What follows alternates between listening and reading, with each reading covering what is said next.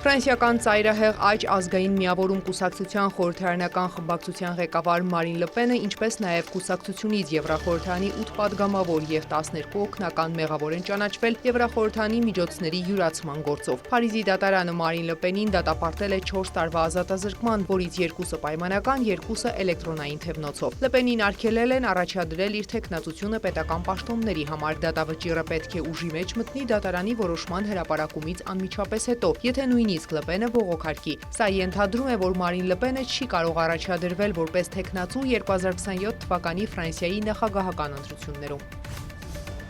Մեծ Բրիտանիայում մեկնարկել է անօրինական միգրացիայի թեմայով երկօրյա գագաթնաժողովը։ Լոնդոն են ժամանել ավելի քան 40 երկրի պատվիրակներ սահմանային անվտանգության գագաթնաժողովին մասնակցելու նպատակով։ Մեծ Բրիտանիայի ներքին գործերի նախարար Իվետ Կուպերը ողջունել է Ֆրանսիայի, Գերմանիայի, Իտալիայի և Իսպանիայի գործընկերներին, ինչպես նաև վարչապետ Քիր Սթարմերին։ Սահմանային անվտանգության գագաթնաժողովի ընթացքում քննարկվելու է ապօրինի խմբավորումների և հանցավոր ցանցերի դեմ պայքարի ուղիները։ Գագաթնաժողովի բացման իր խոսքում Բրիտանիայի վարչապետ Քիր Սթարմերը հայտարարել է, որ հանդիպումն իր տեսակի մեջ առաջինն է։ Մեծ Բրիտանիայի կառավարությունը հույս ունի, որ բանակցությունների ընթացքում կարևոր գաղափարներ առաջ կքաշվեն, որոնց ուղղությամբ կշարունակվի աշխատանքը առաջիկա տարիներին։ Սթարմերի խոսքով Լեյբորիստական կուսակցությունն իշխանություն գալուց ի վեր արտաքսել է ավելի քան 24,000 մարդու, որոնք իրավունք չունեին գտնվելու Բրիտանիայում։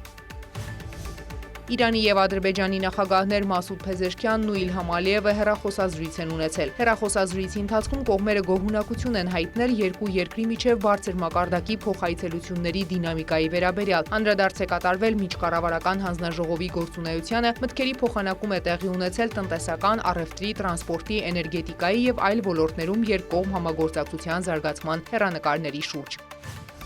Իրանական լրատվամիջոցները հայտնում են, որ Թեհրանը հրթիռային զինանոցը բերել է մարտական պատրաստության վիճակի Միացյալ Նահանգների հնարավոր պատասխանի համար։ Թեհրան Թայմսը գրում է, որ Իրանի զինված ուժերը պատրաստել է հրթիռներ, որոնք կարող են հարվածել Միացյալ Նահանգների հետ փոխկապակցված օբյեկտների Թրամփի կողմից ռազմական գործողությունների սպառնալիքների ֆոնին։ Արձակման պատրաստ հրթիռների զգալի մասը տեղակայված է ամբողջ երկրով մեկ ցրված ստորգետնյա կառույցներում, որոնք նախագծված են ավիահարվածներին դիմակայելու համար, գրում է թերթը։ Իրանի խորհրդանի խոսնակ Մոհամմադ Բաղեր Ղալիբաֆն ավելի վաղ հայտարարել էր, որ ամերիկյան բազաներն ու դաշնակիցներն անվտանգ չեն լինի, եթե Միացյալ Նահանգների իշխանությունները որոշեն ներխուժել Իրանի տարածք։ Երեկ Դոնալդ Թրամփն էլ հայտարարել է, որ եթե Վաշինգտոնն ու Թեհրանը համաձայնության չգան իրանական միջուկային ծրագրի շուրջ, ապա Իրանը ռմբակոծության կենթարկվի։ Նա նաև զգուշացրել էր, որ բացի հարվածներից պատրաստ է երկրորդական մաքսատուրքեր սահմանել Իրանի ապրանքների վրա։ Միևնույն ժամանակ Թրամփն ընդգծել է, որ ներկայումս ամերիկացի և իրանցի պաշտոնյաների միջև շփումներ կան։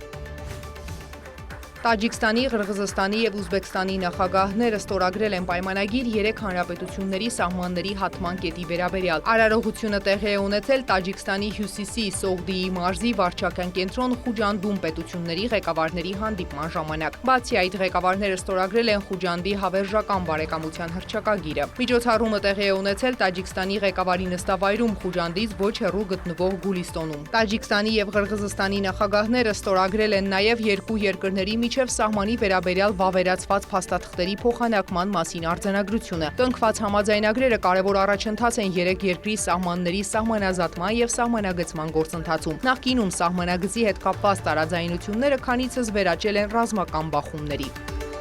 Մերին Էրսիսյան, լուրեր։